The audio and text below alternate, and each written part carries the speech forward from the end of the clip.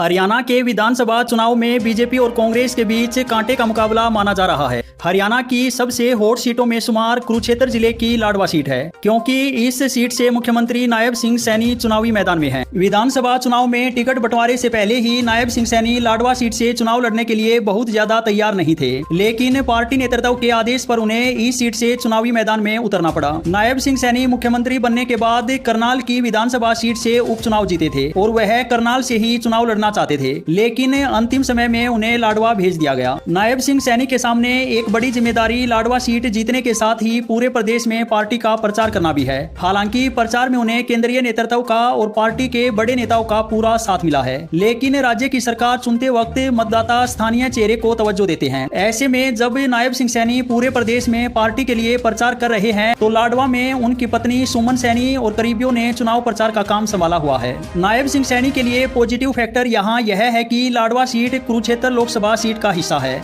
और सैनी 2019 में कुरुक्षेत्र से ही लोकसभा का चुनाव जीते थे। ऐसे में क्षेत्र के मतदाताओं के लिए नायब सिंह सैनी बाहरी नहीं है, जैसा उनके विरोधी प्रचार कर रहे हैं। कुरुक्षेत्र में उनकी जीत का अंतर 6,80,000 वोटों का रहा था और यह एक बड़ी जीत थी। इसलिए बीजेपी नेतृत्व को उम्मीद है कि लाडवा सीट पर सैनी के लिए कोई बड़ी मुश्किल पेश नहीं आएगी। सैनी का पैतृक गाँव सैनी माजरा भी लाडवा सीट के अंतर्गत ही आता है। सैनी हरियाणा में बीजेपी के ओबीसी चेहरे हैं, इसलिए पार्टी को उम्मीद है कि यहाँ उसे ओबीसी मतों का फायदा मिलेगा। नायब सिंह सैनी के पक्ष में पॉजिटिव फैक्टर यह भी है कि मेवा सिंह और सपना बड़सामी दोनों ही जाट समुदाय से आते हैं, इसलिए जाट वोट बढ़ सकता है और लाडवा के लोग इस बात के लिए मतदान कर सकते हैं कि अगर नायब सिंह सैनी यहाँ से जीत कर फिर मुख्यमंत्री बने तो उनके क्षेत्र का अच्छा विकास होगा। इसके साथ ही सैनी समुदाय भी एकजुट होकर नायब सिंह सैनी के पक्ष में मतदान कर सकता है। अब बात करते हैं सैनी के सामने चुनौतियां क्या हैं। इस इलाके में किसान भी अच्छी खासी संख्या में हैं और किसान आंदोलन का यहाँ असर भी रहा था।